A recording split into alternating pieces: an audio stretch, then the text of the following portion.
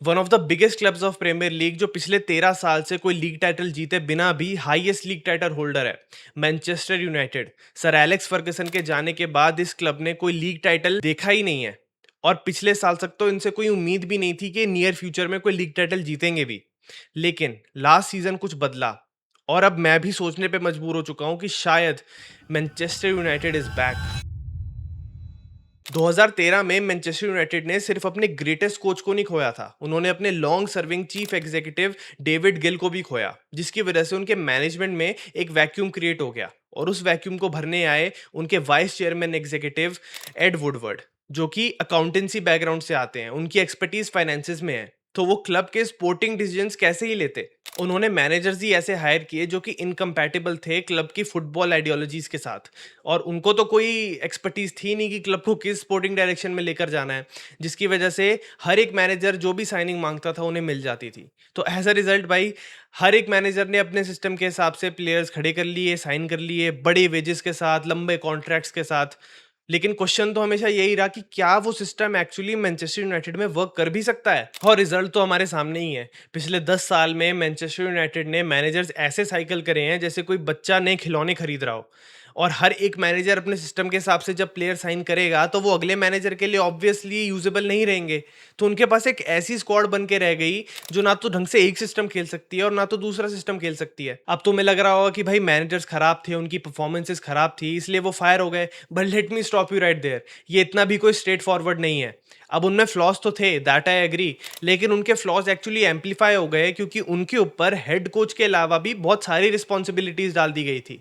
अब तुम्हें याद होगा, मैंने तुम्हें बताया था कि उनके मैनेजमेंट को तो जीरो स्पोर्टिंग एक्सपर्टीज थी, तो स्पोर्टिंग डिसीजंस की सारी रिस्पॉन्सिबिलिटी हेड कोच के ही सर पे थी। तो अब वो सिर्फ हेड कोच नहीं थे, वो अकेडमी डायरेक्टर भी थे, उनके चीफ स्काउट भी थे, कल्चरल फिगर हेड भी थे। अब एक ही मैनेजर पे तुम इतनी सारी रिस्पॉन्सिबिलिटीज डाल दोगे तो उसके लिए तो ओवरवेलमिंग हो ही जाएगा। और सबसे बड़ा रीजन ये भी नहीं था, मेरे हिसाब से सबसे बड़ा रीजन ये था कि क्लब कमर्शियल इंटरेस्ट को ज्यादा फेवर करता था as compare to sporting interest. वो मैनेजर्स को भी सिर्फ इसलिए फायर नहीं करते थे कि उनकी बैड परफॉर्मेंसेस थी, मैनेजर्स इसलिए फायर करते थे क्योंकि वो उनके क्लब के कमर्शियल कॉन्ट्रैक्ट्स जो हो रखे हैं ब्रांड्स के साथ, उनके टर्म्स फुलफिल नहीं कर पाते थे, जैसे टॉप 4 फिनिश करना या फिर चैंपियंस लीग स्पॉट करना। ये सब टर्म्स फुलफिल होती तभी ब्रांड उनको पैसे देता, और उसकी वजह से क्लब को लॉसेस होते थे। एंड इन लॉसेस को बचाने के लिए क्लब अपने मैनेजर्स फायर कर देता था। तो इनको फायर करने के पीछे कोई स्पोर्टिंग इश्यूज को फिक्स करने वाला कॉज नहीं था, उनका सिर्फ एक ही कॉज था कि भाई क्लब पैसे लूज कर रहा है, कमर्शियल डीलिंग्स जा रही हैं। तो इट मेक्स मी वंडर कि भाई अगर ये जो उनके टर्म्स हैं ये फुलफिल होते रहते और क्लब कुछ जीतता भी नहीं, तो क्या मैनेजर्स कभी फायर ही नहीं होते।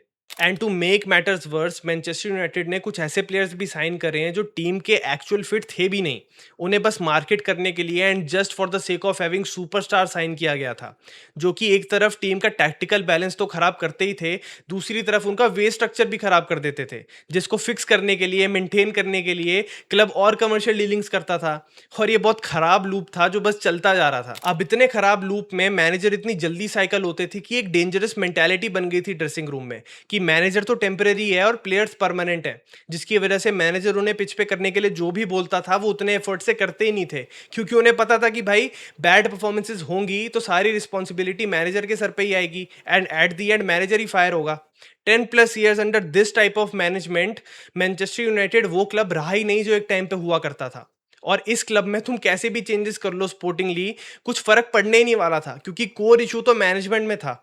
लेकिन सब कुछ बदल गया जब इनियस ने इस क्लब में एक स्टेक लिया and took charge of the management in 2024। उन्होंने पूरा मैनेजमेंट ओवरहॉल कर दिया from the ground up and बहुत सारे चेंजेस किए। लेकिन मेरे हिसाब से जो की चेंज था वो ये था कि उन्होंने स्पोर्ट्स मैनेजमेंट को एक डेडिकेटेड स्ट्रक्चर दिया। Now the decisions are taken by the likes of Omar Berrada, Jason Wilcox, जिनके पास एक्चुअली एक्सपीरियंस है, एक्सपर्टीज है स्पोर्ट्स मैनेजमेंट में, और ऐसा ही होना चाहिए हर एक बड़े क्लब में। And that is why I think this is the best thing that has happened to Manchester United in a long, long time, and also why things can be different for them this this time around. और ऐसी management का impact clearly दिखता है जब तुम देखते हो कि वो कैसे प्लेयर्स को साइन कर रहे हैं on the basis of data, जैसे बाकी बड़े क्लब जैसे लिवरपूल और मैनचेस्टर सिटी अपने प्लेयर्स को साइन करते हैं। एंड उसके साथ साथ वो जो क्लब के बिग अर्नर्स थे, जो कि इतना इम्पैक्ट नहीं ला पा रहे थे क्लब में, जैसे वरान हो गया, कैसेमीरो हो गया, जेडन सैंचो हो गया, उन सबको उन्होंने या तो बेच दिया या तो रिलीज कर दिया, एंड वो सारा पैसा अपने वेस्ट स्ट्रक्चर को ठीक करने में एंड अपना इंफ्रास्ट्रक्चर बेटर करने में लगा दिया। अब इस टीम को जिसकी सबसे ज़्यादा ज़रूरत थी, वो थी एक लीडरशिप की एज़ अ हेड कोच जो इस टीम को आगे ले जाए। And I think they have found the potential fit in Michael Carrick. वो एक ब्लेसिंग इन डिस्गाइज की तरह आए एज इंटरिम मैनेजर जब मैनचेस्टर यूनाइटेड ने रूबन एमोरिम को सैक किया due to bad performances. And आते ही उनका इम्पैक्ट काफ़ी विजिबल था। He has fundamentally changed how Manchester United approaches and plays games. सबसे पहले तो उनका major tactical change 4 at the back में शिफ्ट होना from the controversial 3 at the back under Ruben Amorim.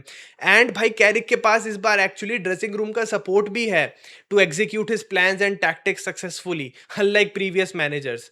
And उन्होंने अपने आप को प्रूव भी किया है अगेंस्ट बिग गन्स, जैसे उनका ट्रैक रिकॉर्ड कहता है, against the top 6 of the premier league with 0 losses. That is an excellent record.